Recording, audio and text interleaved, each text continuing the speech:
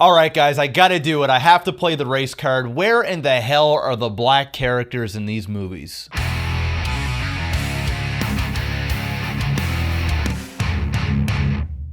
Alright guys, after a slow week in the theaters, we finally have something worth reviewing. The Hobbit Battle of the Five Armies. This is the final film in the Hobbit trilogy, and don't worry, this review will have no spoilers.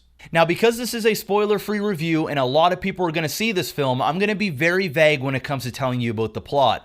Basically, it starts off right where the last one ended. They have to deal with the dragon. The dwarves have control of all of this gold. All these other armies want the gold, or they want this area for strategic reasons, and we have this big fight. Now, I know a lot of you guys are going to run out to see this film if you haven't seen it already, and you're probably hoping and praying that I'm going to tell you that it's worth the ticket price. And it is. This movie's good. It's really good. It's just not quite as good as the last one, in my opinion. I'm going to elaborate a little bit more about that when we get to the bad stuff a little bit later on in this review, but let's get to the good stuff first. The performances in this were top-notch. Martin Freeman as Bilbo kills it as he always does, and in my opinion, this was his best performance to date throughout this entire trilogy, and we got the least amount of them. This film wasn't really centered around Bilbo like the last two were, but yet when he was on screen, he reminded us that he was the star of this trilogy. This guy brought a lot of much needed emotion in this film. He has these small, little subtle gestures that really bring out dem feels.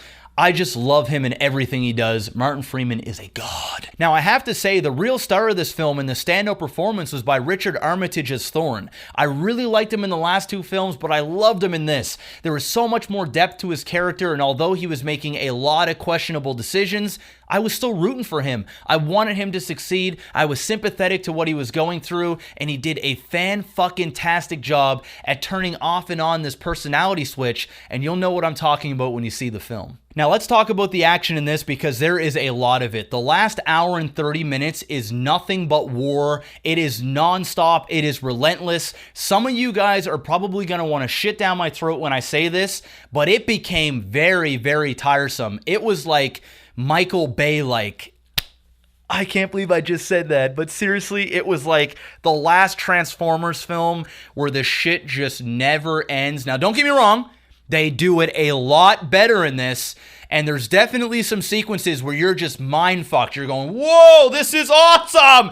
And then you're like, 10 minutes later, you're like, oh my god, I'm gonna fucking faint from the action that is just ensuing everywhere. 30 minutes later, you're going, whoa, another awesome moment, and next thing you know, oh my god, when is it gonna stop? Oh man, those are fighting words. I can't believe I just compared The Hobbit to Trans-fucking-formers. I apologize in advance, but that is the best way I could put it. I left the theater drained, like I just had a threesome with the two hottest chicks on the planet, and I had nothing left in me to give. I was empty. I couldn't stand anymore. I was just like... But in all seriousness, the action sequences in this were epic. And I hate to use that word epic, but they really were. And with the music and just being in this world, the cinematography, the filming is just so crisp and IMAX 3D. It's just a good time. I mean, it's The Hobbit. It's good. It's awesome. But there's bad. And let's talk about the bad. Now let's talk about the CGI. Yes, it's almost 2015 and we have the technology to basically do whatever we want. The dragon in this looks so real. If somebody told me, Peter Jackson was like, yo, we went to another planet and we picked up this fire-breathing dragon and we got to use him in this movie, I'd have been like, oh, that's really, really cool. It looks that real. The problem is, not everything looks that real, and it kind of takes you out of the movie sometimes when it looks like they're just blatantly running on a green screen and things are just falling behind them. Yes, I know you can't really get 50-foot orcs to smash. Well, actually, you probably could. We have that technology, too, to make these fake things. I mean, look what J.J. Abrams is doing with Star Wars, where he's bringing in a lot of the practical, and I don't want to get into a Star Wars rant here, but... Peter Jackson, just don't make a fucking 300 film or an Avatar film where we just have to watch everything on a green screen. You know? Go back to your roots. Go back to your Lord of the Ring roots and give us some practical orcs. Like, give us something to fucking poke at. Like, I don't want to... I'm just tired of the CG shit. I mean, there's the characters... Make the... fuck.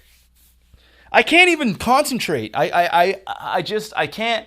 I don't know, guys. I just want some practical back in the cinema. Give it to us. We demand it. Can you not hear our cries? They are loud and strong. Star Wars started as practical. Then you give us these CGI shit boxes, and now J.J. Abrams say, yeah, we're going to get practical back. Okay, great, wonderful. Lord of the Rings starts with all kinds of practical and throws in some CGI. Wonderful. Masterpiece. Everybody loves it, so why fuck up the formula? What, just because you got the technology?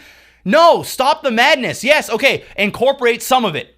Incorporate a lot of it. But if you're going to make one of the main or all of the main bad guys all CGI, at least hire Andy Serkis to do some motion capture. At least.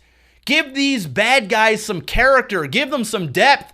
Hire somebody. Fuck. Now, I know I'm on a bit of a roll right now, but there's still a couple of other things I didn't really like about this film, and one of them is this love story. It just didn't really work for me. It kind of threw me out of the movie a bit. It felt like I was watching this cheesy, like, teen novel to movie adaptation, like a fuck. I don't know, they're all shit, pretty much. The cheesy romance at times just took me out of the movie. There was a couple of parts where it was just cringeworthy. I was like, really? In a Hobbit film? Come on, let's just get back to the hour and 30-minute fight scene right now. I don't really care. And lastly, Battle of the Five Armies was just not as fun as the last two films. I know that the tone is very different, and I'm okay with that. It was just like the adventure getting to this point was a lot funner than actually being here. I don't know if that makes sense, but it was still fulfilling. It just wasn't as fun. And that's what I love so much about Lord of the Rings and the first two Hobbit films. It was just adventure. It was fun. It was wonder. And in this, it was just death. And I understand that that's what they were going for, but it was so much of it.